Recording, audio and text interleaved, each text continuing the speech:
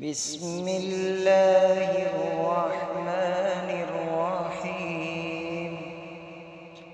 إذا زلزلت الأرض زلزالها وأخرجت الأرض أثقالها وقال الإنسان ما لها يومئذ تحدث أخبارها بأن ربك أوحى لها يومئذ يصدر الناس أشتاتا ليروا أعمالهم فمن يعمل مثقال ذرة خيرا يره ومن يعمل مثقال ذرة شرا